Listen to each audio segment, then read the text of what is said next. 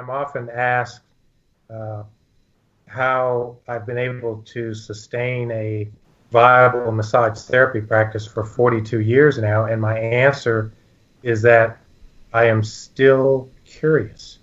Wow, I'm curious why someone's shoulder hurts. I'm curious why a person's knee seems to ache only on one side. I'm very curious about these things. So every day is an exciting day.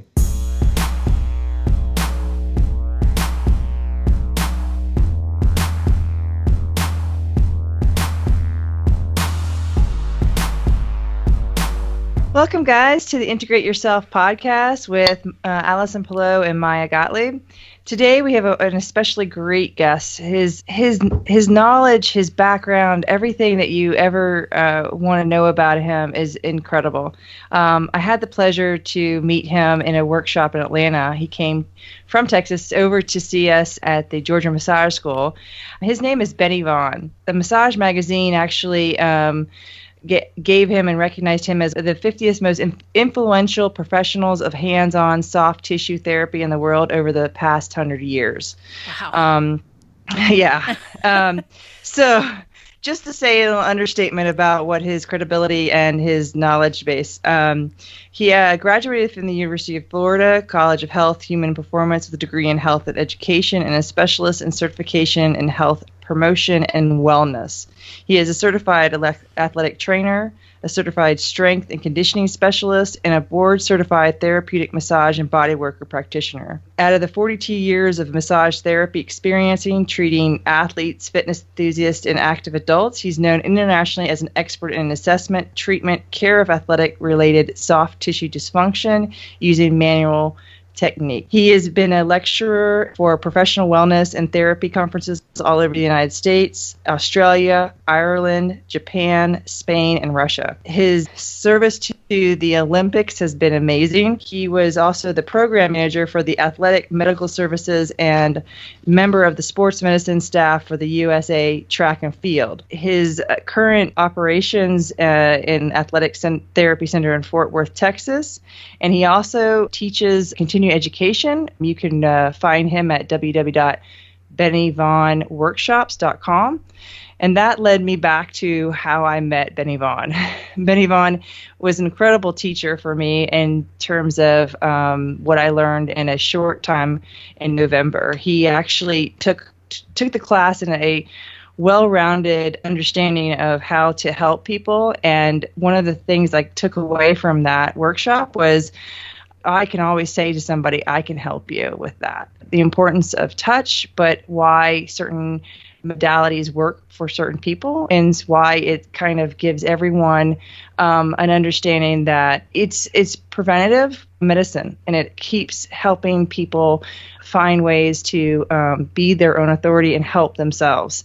So with all that introduction, I'd like to invite Benny Vaughn. Tell us a little bit about yourself. What gave you the passion and the inspiration to be a massage therapist? Okay, well, thank you very much for that very kind and generous introduction.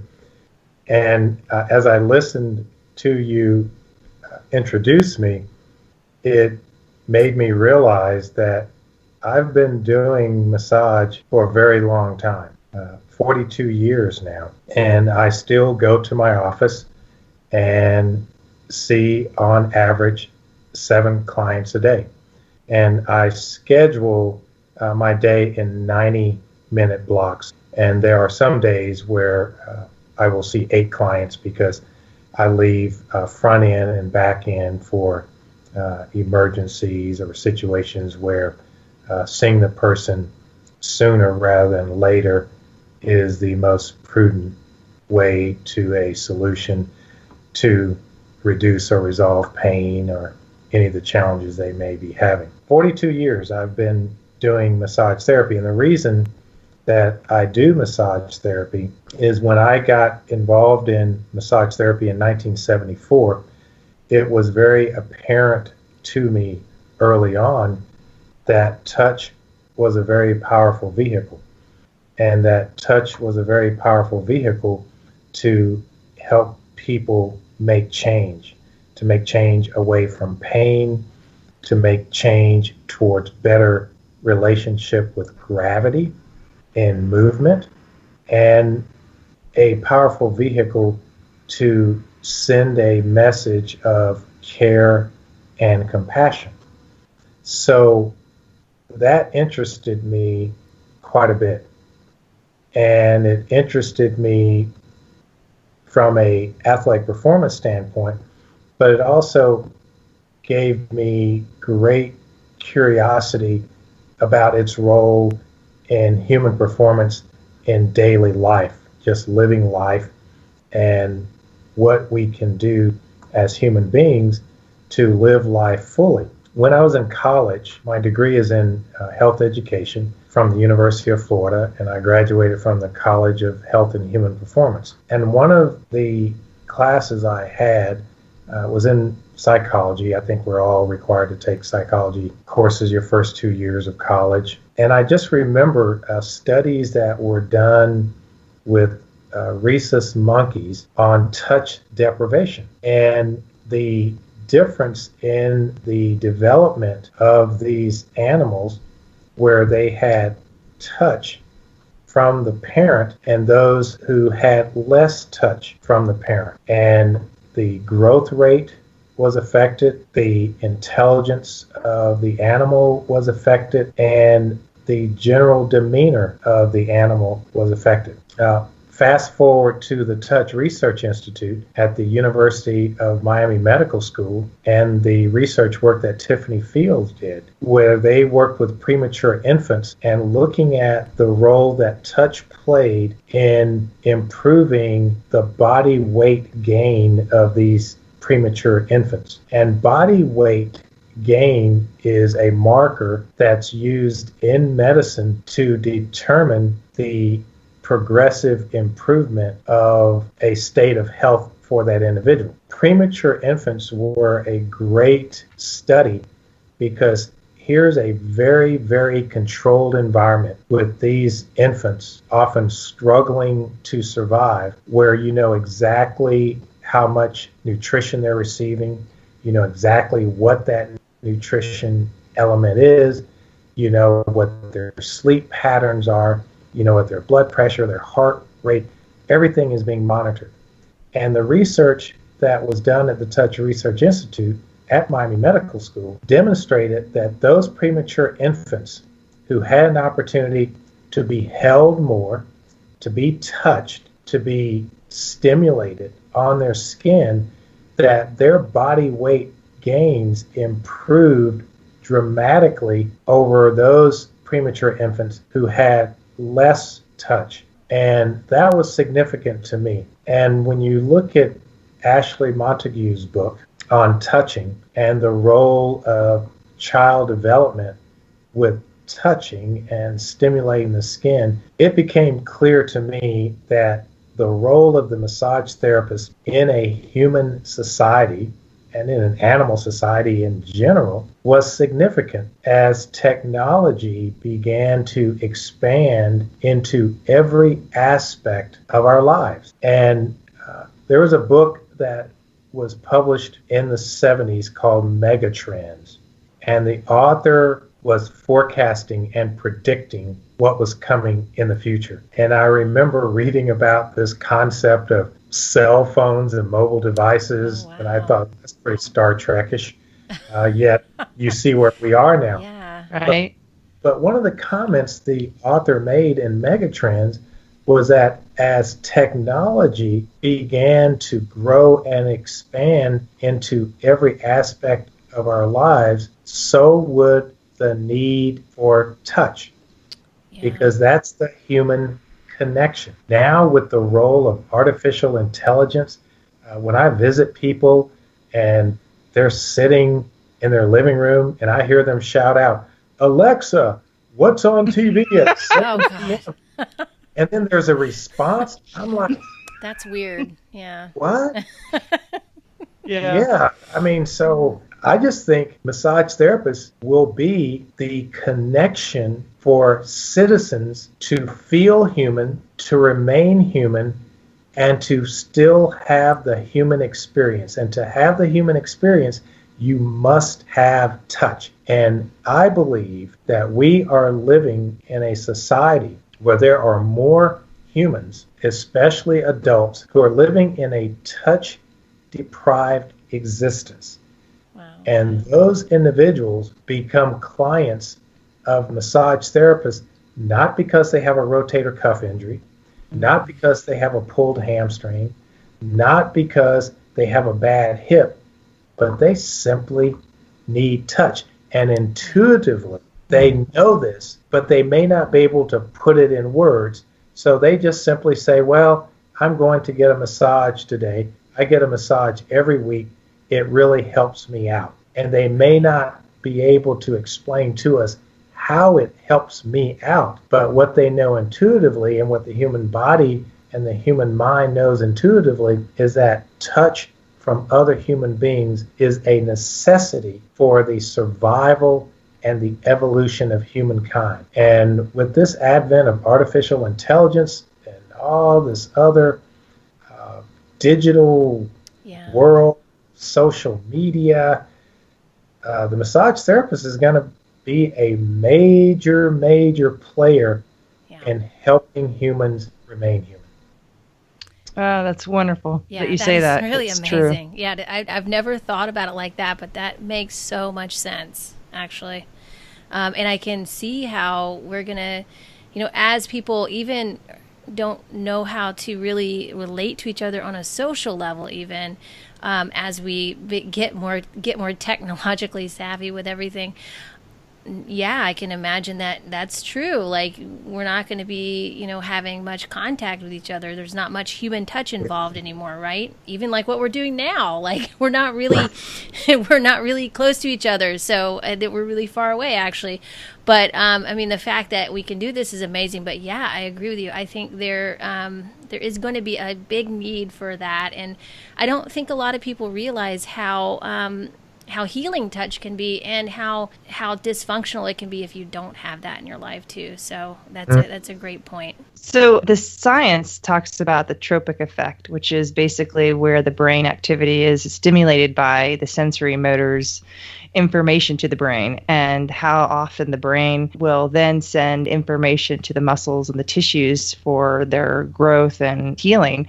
And a lot of the new science now is coming into brain study and the neurology, and this seems to kind of be, they're catching up to what you already knew. And yeah. But one of the things that I remember in your class was you talked about where you came from and how you decided to do massage and what you did for massage therapists and how you got them into the Olympics and the importance of massage and with the athletes, because the Europeans were already doing it. And I would like to let the listeners hear a part of that story, if you wouldn't mind, because it was so passionate and fulfilling to hear. Because as a massage therapist myself, working 7-8 hours, and plus on what you're saying is incredible for 42 years, because that means you have to have a lot of knowledge about yourself and how to take care of yourself, because that's a lot of energy you're giving out and working with. Sure, I'd be happy to share my journey on that piece with massage therapy and the Olympics. And the reason that sharing that story with the Olympics is a great stage to showcase many things, because so much of the world is paying attention and so much of the world is participating in the Olympics. So activities, events, statements, things that are showcased at the Olympics get a lot of traction in the world. So for many Olympics, massage therapy has always been a part of it, with individual athletes, with particular teams, mostly from Europe. But in America, massage therapy was not given an equal place at the table with other recognized therapies. Physical therapy, medical doctors, chiropractors, nurses. Massage therapists were seen as a luxury. It was seen as something that happens in spas only. And when a massage therapist does massage really, really well, it looks very simple. So simple that many people believe that they can do it. Right. Because on the surface, when you do it masterfully, it looks very simple. It's like when a race car driver drives really well, it looks simple. So simple that a person sitting in the stands thinks, oh, I can do that. Right. Press the gas pedal and you just go really fast. But so much is happening with that driver in that seat.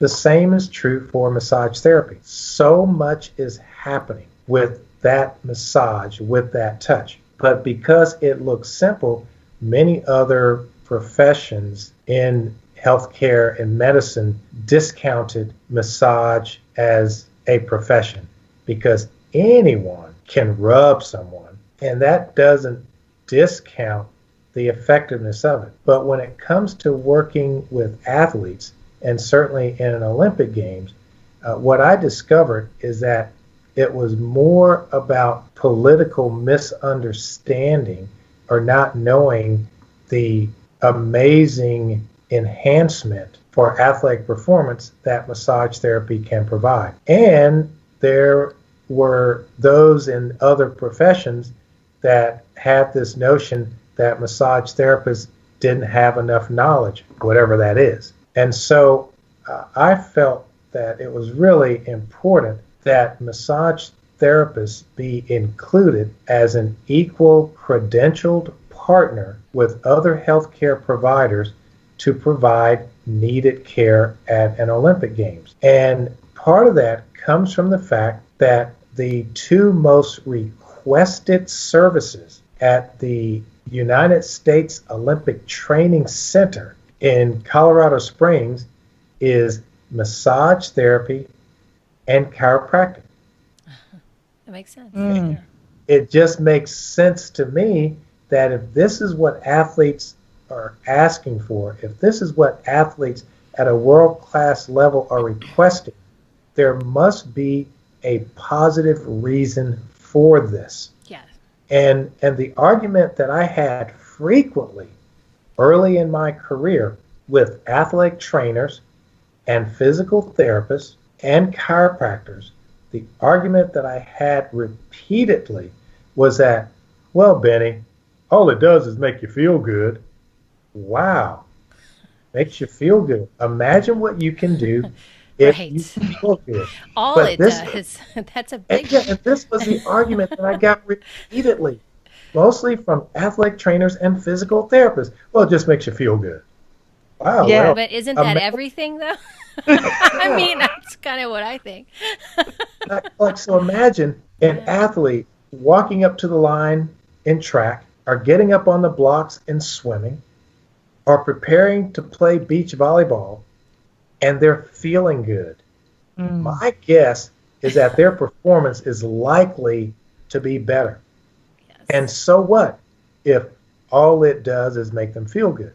So part of the reason that I think massage therapy was misunderstood is because the model of healthcare that's prevalent in the United States operates from a position of something has to be wrong in order to indicate service.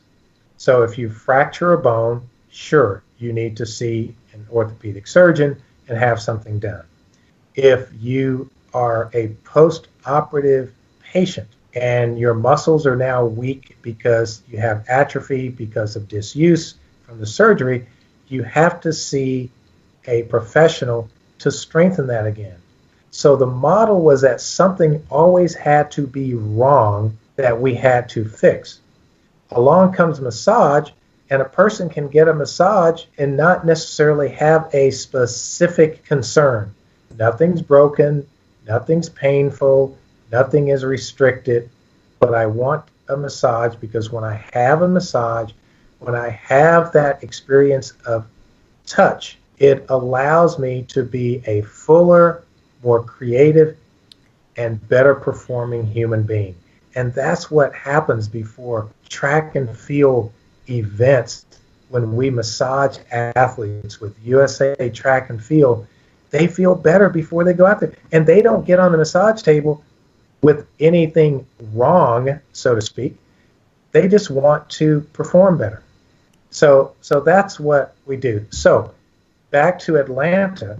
So in my position as a program manager for athlete medical services, my job in my department was tasked with deciding what do we provide at each of the sporting venues for some 10,000 athletes that will be visiting Atlanta from 123 countries. What would we provide for them? Well, we would have medical care, of course.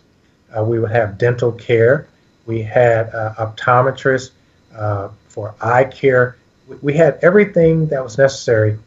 And all of this was provided in the polyclinic in the Olympic Village. Every Olympic Village has a polyclinic. So you have everything there in the polyclinic. Dental care, x-rays. You can get anything done there. And then at each venue, we would have athletic trainers in particular because they work with athletic events all the time. You would have an orthopedist available as well. And the thing that would be the most requested was the massage therapy. Because why would I need to see an orthopedic surgeon before a 400-meter sprint when nothing's broken and nothing is wrong? But I would want to see a massage therapist before a 400-meter sprint because their massage would help me feel optimal to generate the necessary physical and mental power that will be necessary to endure the pain of sprinting 400 meters under 43 seconds. There's a lot of pain involved. That's a good point. And the only service that makes a difference for that athlete, both physically and mentally, simultaneously, is massage therapy. Yeah. So, with that in mind, going to the various medical meetings where we are deciding with the medical director what we're going to do, I just made it a point that we have to have massage therapy there, and massage therapy has to be credentialed along with the athletic trainers, the medical doctors, the physical therapists, the chiropractors. They need to be a part of because they're probably going to be doing the majority of the heavy lifting, period, and they did. I always joke about people say, well, how did you get that passed? Well, here's an example of where technology really made a difference. I simply got on my computer, and when we were entering all the things that would be made available that we were sending to the IOC in Lausanne, Switzerland, I simply typed in licensed massage therapist, massage therapy services to be provided at XYZ venues and to be provided in the polyclinic, and then pressed enter. And a few seconds later, it appeared on someone's computer at International Olympic Committee headquarters in Lausanne, Switzerland, and it was done. Wow. I mean, I laugh about it now because it wasn't that complicated. Yeah, it doesn't sound like it was. I mean, I don't know if any of the people in Atlanta watching this podcast, well, sorry. No, I just worked out great. So nobody's complaining. Right. And the reason that I'm laughing, in some of these medical meetings that I attended, it was clear to me that certain medical professions discriminate against other medical professions. Yeah. And they discriminate based on the idea that we know more than you. Yes. Or you don't know enough. Yeah. Or you don't have X, Y, Z. And all my life as an African American, I have dealt with discrimination. So what program manager for Olympic athlete medical services was better suited to do this than a black man. Okay, I mean, let's just say it like it is. Yeah. Because I knew how to deal with the innuendos of discrimination. Yeah. Where I'm sitting in a meeting at Georgia Tech with all these medical doctors and athletic trainers, and one of the orthopedic surgeons, who will go unnamed at this time, who was part of the sports medicine team, actually said in the meeting, well, if you're going to have chiropractors here, then I'm not going to be involved. Wow. And yes, and in my mind, I thought to myself, don't let the door hit you on the way out. Right.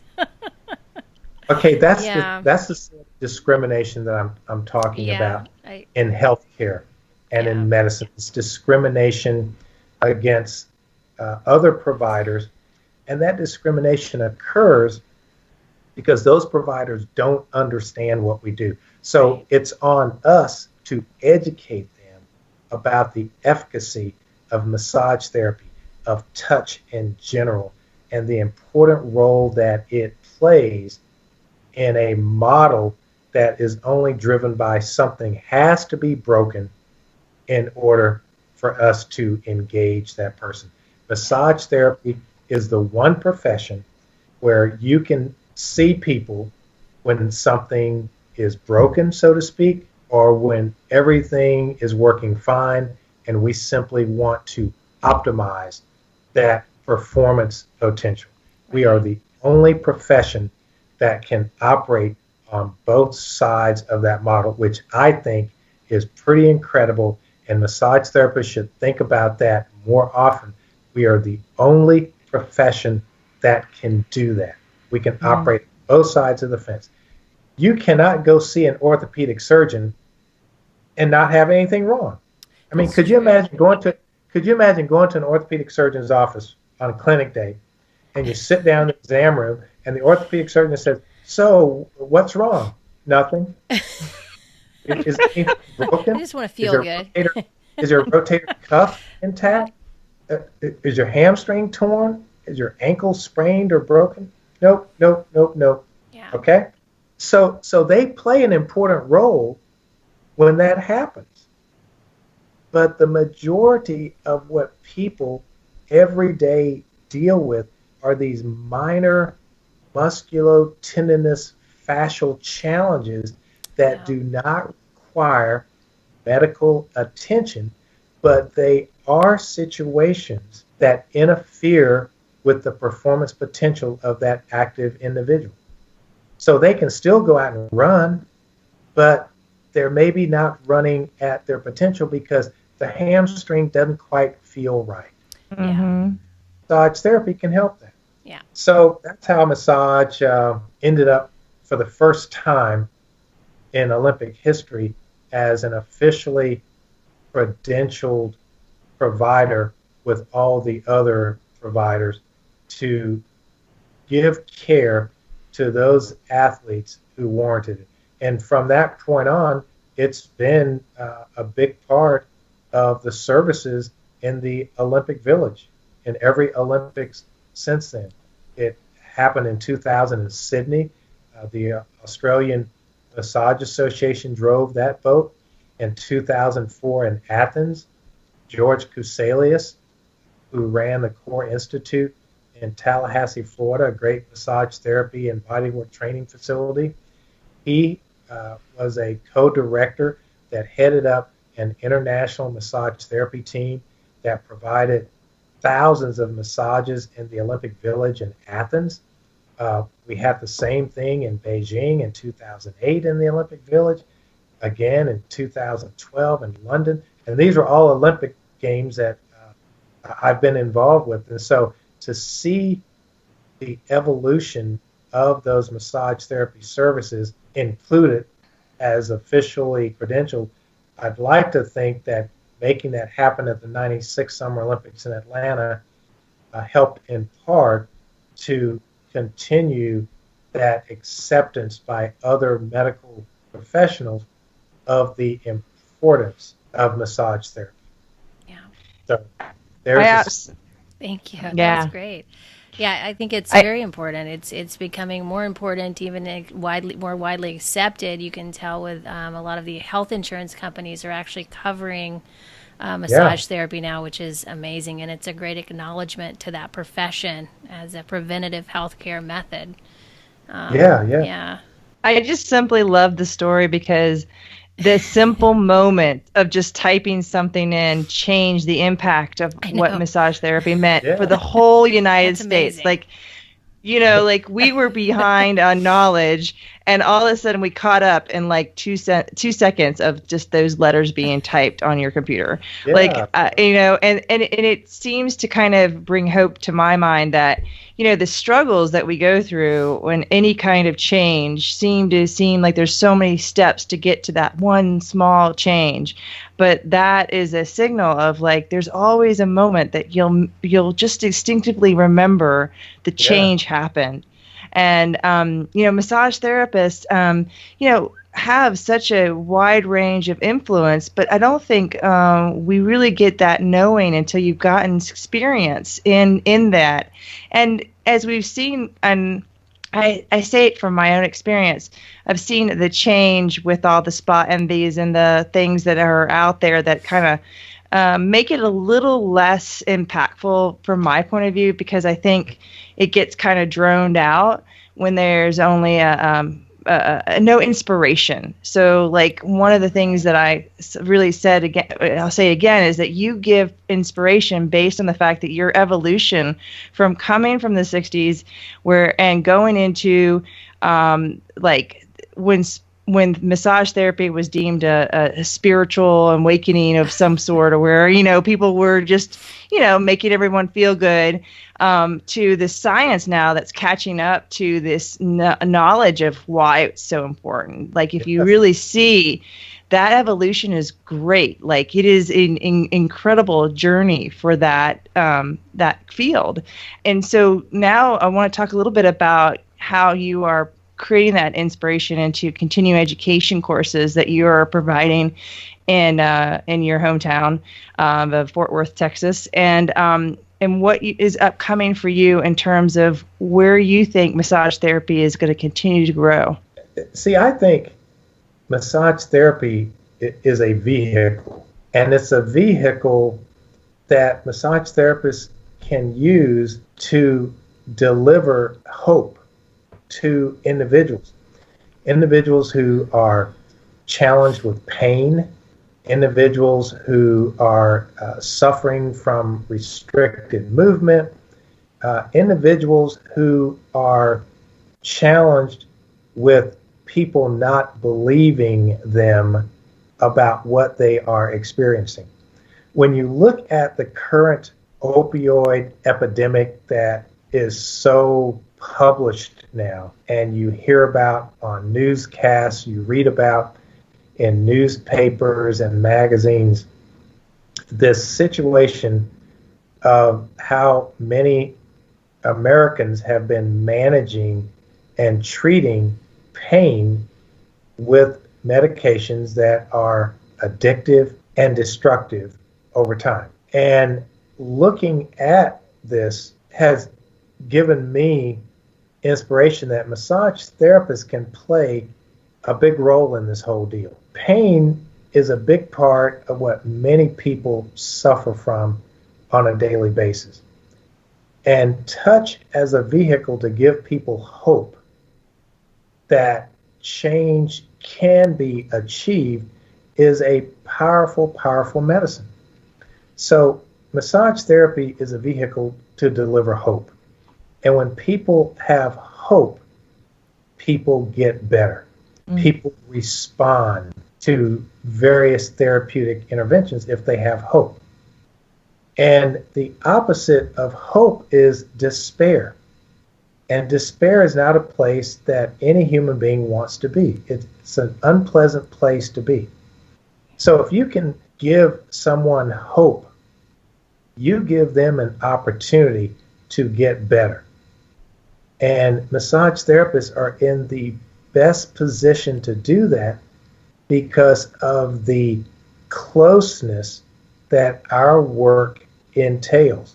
It's one-on-one.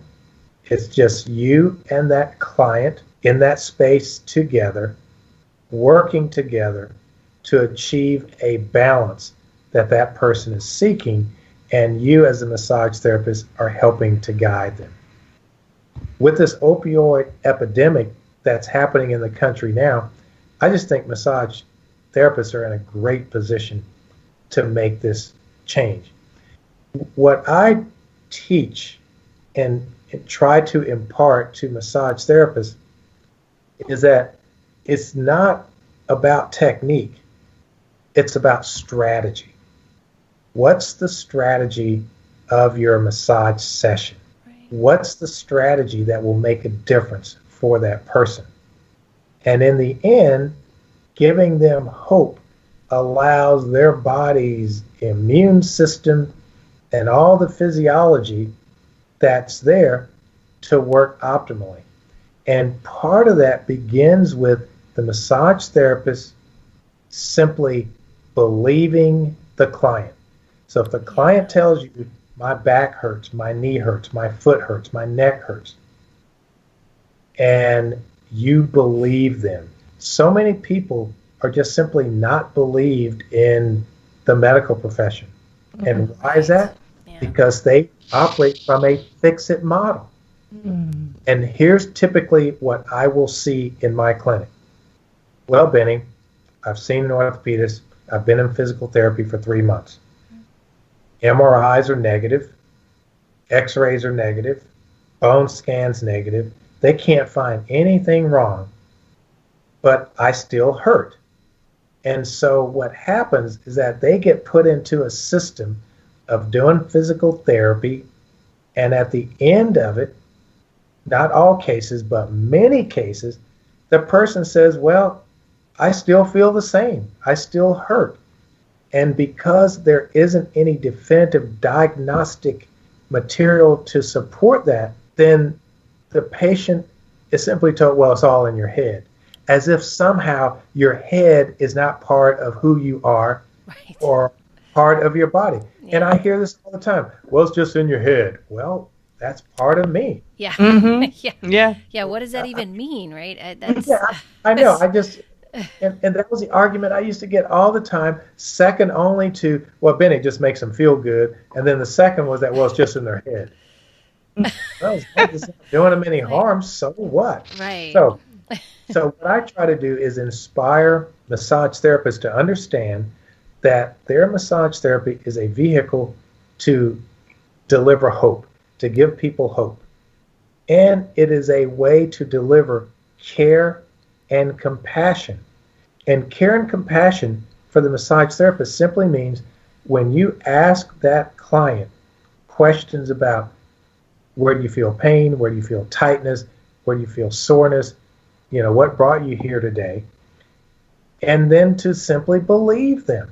The act of believing another person when they tell you, I have pain. Sure, my MRI is negative, whatever that means. Sure, the X-ray is negative, whatever that means. Sure, the nerve conduction test is negative, whatever that means. I don't know what any of that stuff means when a person tells me, well, but I still hurt. Yeah. Mm-hmm. Yeah. Then comes the opioid prescription. And this is how we got into this mess. Yeah, I agree. Because, Yeah. well, that medical professional is just not trained to deal with it. Yeah. Right. And that's what they're trained to do, is to give pharmaceuticals. Yes. And that's what they're, that's their training. Yes. Yeah.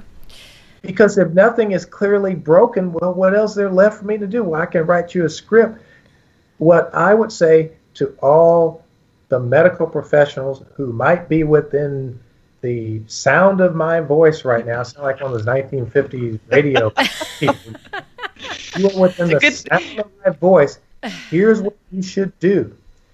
Get a massage therapist involved with your medical practice.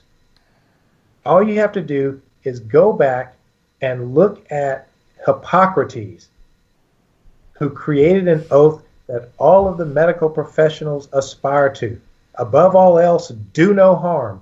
But read what Hippocrates did. Yeah. They massaged people. they used essential oils. Right. They talk to people about nutrition. Imagine that. Wow. I know, right? Go figure. People, what you're eating might have something to do with why you are experiencing what you're experiencing. Yes. Get a massage therapist as part of your care team Yes. to deliver hope to these patients and to have a sense of belief. Believe what your people tell you, and they will help guide you as a team to a solution that will help people. And I just think in my classes, I just tell massage therapists it's not about technique, it's about strategy. Yes, and I think a team is great. I mean, I'm a personal trainer, and I feel like my massage therapist is my partner. He helps me. Yes. He helps me with my clients. You know, we work Absolutely. together. So, you know, I think it's essential too. That's very essential to have that person in your group for sure. And you know, it sounds like you're helping people take a layer of stress off, and that brings the hope to the surface, because you can get into a negative kind of feedback loop with you know, because like you said, like people are telling you there's nothing wrong, but you know there's something wrong, and that's depressing. And what happens? Yeah, and what happens is we try to intellectualize it away. Right. Yeah. Oh, you know, there's nothing here on this X-ray, so it's just all in your head. I don't know what you're talking about. Well, you know. Yeah, like you said, it is in your head, but it still hurts. Yeah, and maybe, you know, the other thing to think about is maybe all the options and all the solutions have not been actualized yet. You know, we might not know yet. Like, that's the mystery of it, right? Yeah. Right. Yeah. And that's the curiosity that takes me to work every day. That's exactly awesome. What you just said there. And let me just add, so the facility that I'm in, I helped to design with the architect. So we're in a 10,000 square foot building that's completely copper clad. So the entire building is clad in copper, because copper has some sort of healing power that I don't quite understand. And I think it has to do with some grounding aspects. So makes it some kind of electromagnetic thing going on there, right? Yeah. It's like very pulling you down, kind of. Yeah. And it's antimicrobial. The Romans used copper. The Egyptians used copper. So we thought it'd be pretty cool to clad the entire building in copper. So first of all, the building is clad in copper. So you walk into our lobby, and there's these 30-foot polished copper walls. So it's kind of striking. On the ground floor, we have a 4,500 square foot weight room, strength training complex. And then next to that, we have a PhD sports psychologist who works with people. And then you go upstairs to my athletic therapy center. So upstairs, I have a 5,000 square foot designed for massage therapy facility. So we have an athletic training room. We have 9 private massage therapy suites. All the suites are 12 by 12, 144 square feet. They all have 30-foot ceilings. They all have windows for natural light. They all have a modernized shoji screen sliding door, so we can utilize all the space in the room. All the rooms are equipped with electric high-low tables so that I can protect the massage therapist. They can use good body mechanics and so forth. And then the hallways to the therapy suites are 50 feet at the pitch, all with skylights, so we have natural lighting everywhere. And then there's a full-size laundry room with 2 high-capacity washers, 2 high-capacity dryers, where the massage therapist, we control our own laundry in terms of cleaning and sanitizing and so forth, complete with folding tables. And also, massage therapists don't have to take laundry home if they work in my facility. And the reason that I went through great lengths with natural lighting, spacious environment, is that I operate on a model that Therapy begins with the first contact the massage therapist has with the client. And that typically begins with the phone call. So the words that you use on the phone when you are scheduling that appointment. So here's the thing in my facility. I do not have a receptionist. That is by design, because I want every massage therapist, including myself, to schedule that appointment directly with that client and to start that contact verbally with that client. Because as soon as you make contact on the phone with that client, the massage therapy session has begun. Mm. It's already begun. Yeah. Mm-hmm. The words you use, what you say to them, what you educate them about, and every conversation that I have on the phone when I schedule a person, every phone conversation ends with, I can help you. I say that at the end of every call, every email correspondence. I finish with, I can help you. Now, I didn't say, I will make you see again. I didn't say, I'll make you fly. I didn't say, I'll make your disease go away. I simply said, I can help you. And we as massage therapists and we as human beings can help people in many, many ways, most of them unseen. So MRI is never going to see it. X-ray is never going to see it. Bone scan is never going to see it. Never going to see how you helped that person. Mm-hmm. So I always say to my clients, I can help you. The therapy has begun. So now when they pull up into your parking lot, the therapy has begun. When they come through your front door, the therapy has begun. Long before they ever get on your massage table, you are already working with that person. So choose your words, choose your phrases. All of these things make a difference. And then massage, touch, is the vehicle to deliver this hope. Yes. Yeah. And then ground it in science, anatomy, physiology, and it is a dynamic therapeutic experience for individuals. And this is why I stay booked solid 5 and 6 months in advance. Massage therapists say, why do you keep so many people going? You give them a great experience of care and compassion, and you give them hope, and you drive it with massage, you drive it with touch. They will continue to come to you for that because it helps them to feel human in a digital world. Yes. That artificial intelligence is becoming the standard. So that's my story. Gosh, that was amazing. Thank you. It's all good. Well, Benny, that was perfect. Yeah, it really was. Oh my gosh, I learned so much today.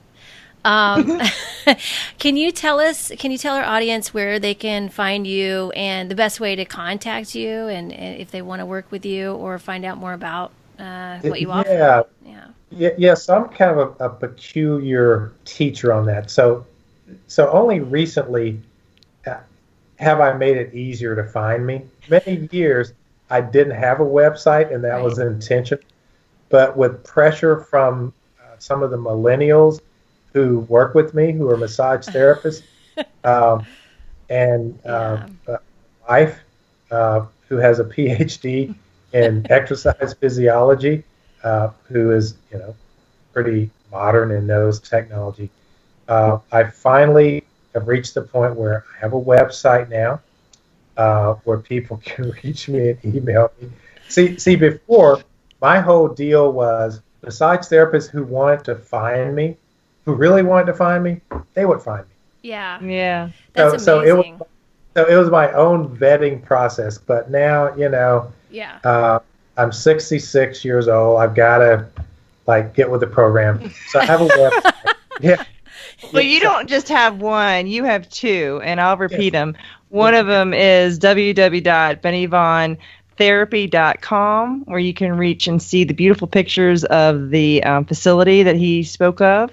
And the second one is www.bennyvaughnworkshops.com, and it's got his schedule and how you can find him and take one of his workshops locally in Fort Worth. I'm not sure if you have your traveling schedule on there, if you're doing any more traveling out to. Yes, it will show traveling. I'll be in Gainesville, Florida, in a couple of weeks at the Florida School of Massage. That will be on there. But it will show other sites. I'll be in Maine next year at the Down East School of Massage. So what's happening is I had a self-imposed sabbatical from teaching for a decade, and I focused on just all of my clinical work. And the reason I did that, I feel like if you are going to master something, you have to do it a lot. Yeah. Definitely. And so I wanted to really concentrate on really mastering massage therapy, because I felt that my ability to teach other massage therapists would be enhanced because I'm a for real massage therapist doing massage therapy every day. Right. Well, you did influence a great teacher also, Whitney Lowe's book, yes. the orthopedic assessment book.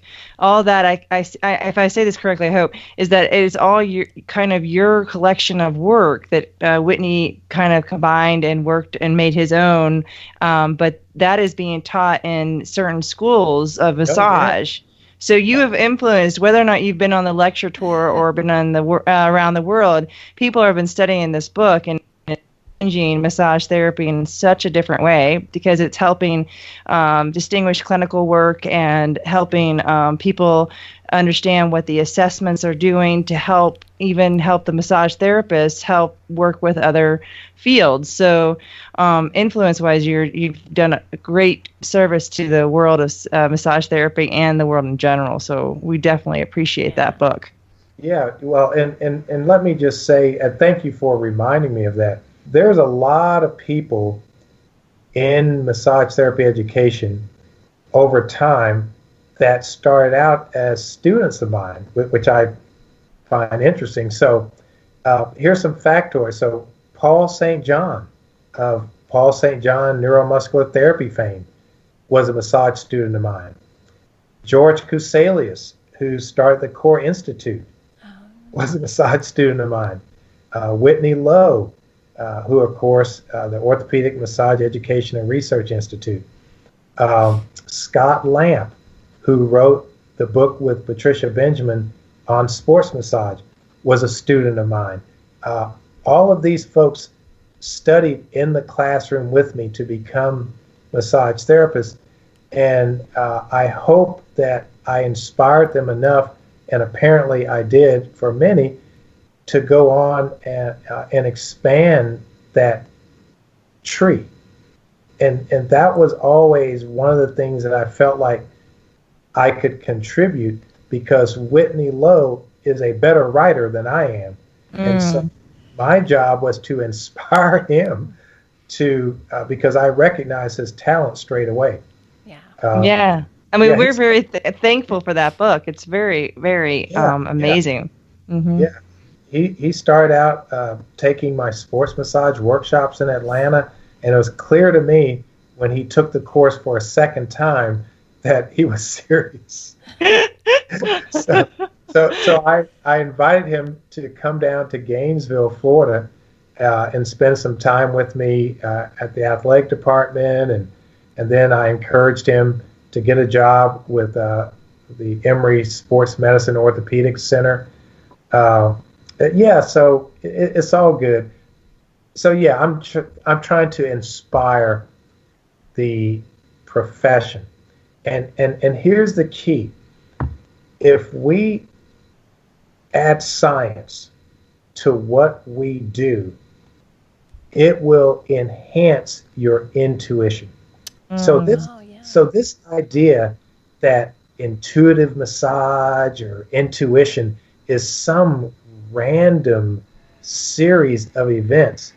No, intuition is a vehicle for having hard scientific knowledge. Yeah. So what you have to do is fill yourself with hard scientific knowledge, and the more anatomy knowledge, physiology knowledge, fascial anatomy knowledge, anatomy of the joints, of movement, the more you fill your plate with that information, you will see your therapeutic intuition grow and expand. And this is a very difficult concept to teach, because I'm often asked, I'll have massage therapists come and they want to observe me work or something because they're expecting to see some sort of magical technique or this and that. It's touching the skin, folks. Okay, it's not rocket science. But what is rocket science is knowing anatomy, is knowing biomechanics, is knowing the physiology of the hormone system in the body, knowing the physiology of the lymphatic system. The more of that you have, the better your therapeutic intuition gets. So when I'm working, it's hard for me to explain to people. People say, well, how do you decide what you're going to do next? And I really have to tell you, I do it on the fly with therapeutic intuition. But my therapeutic intuition is very keen because I have a really keen storehouse of hard science knowledge. Right. And if you do that, your therapeutic intuition will guide every step of that massage therapy with that client, and you will get results that you never dreamt you could get with massage. So that's my piece on therapeutic. Therapeutic intuition is not some random event. When I hear massage therapists say, well, I just kind of work intuitively, I just kind of, no. You can study that anatomy book, read the work from the Fascial Congress, read the research that's being done by the Massage Therapy Foundation, and then you will see your therapeutic intuition really expand and become powerful. Absolutely. It's something, remember, we touched upon this on our last podcast with Zachariah, and he was talking about a similar thing. And, it's like you learn all these things, but you don't particularly remember every detail. But the intuition comes in when it comes up for you when you need it, right? Yes. So that's kind of how it works, and I love how you put that. That was wonderfully expressed. Thank you. Yeah. Yeah. So just to say, thank you again. I'm really appreciative that I even got to meet you in person. Thank you for being on our show. The humbleness that you carry, the self-care that you care for yourself and others, it immensely radiates from you. And I'm truly grateful for it. Thank you. Yeah. Thank you so much for coming on our show. This was really wonderful. Thank you. Yeah, this is awesome. I love it. And I'm laughing at myself that I'm actually using technology. It's great. Right? Change is good. Yes, Yeah. I'll end with one short story about change is good. So for decades in my massage therapy practice, I only accepted cash or checks. That's all I took. And most of it, people would pay cash. So the reputation was, well, if you go see this massage therapist, you better bring some cash because he doesn't take credit cards or this and that. I just wasn't involved in that technology. So now I moved to this new facility. It's all good. My wife gets me set up on the Square. Oh, yeah. Okay, I don't know anything about it. And she buys me a tablet, and you just put the credit card in there, and you just do this, and it goes like straight to your bank account. Yeah. So the first few longtime clients of mine come in to the new facility, and so they're getting ready to check out. And I said, I can take credit cards now. And the first 5 of them actually sat down on a chair in the reception area and said, "Oh, wait, hold up just a minute. Let me sit down." Like, what? Like, what's going on? Credit card? Right? Said, "Welcome to the 21st century." So anyway, That's great. I'm there with you all now, and thank you for letting me be a part of this technology to share with the rest of the profession and the rest of the world. So thank you both for the opportunity. I've enjoyed it. Thank you for. Yeah, we have too, and thank you for doing what you do. Okay. And just maybe on a little side note, you can progress to a webinar, and then you can reach people. That would be crazy. I don't want to overload your fuses might change or something, but there might be something else out there that can help you reach people. But once again, I appreciate the two of you. I appreciate the two of you kind of slowly bringing me in. Easing you into it. Well, thank you, Benny. Thanks again. Thank you. I appreciate it. Okay. Have a good night. Okay, thanks.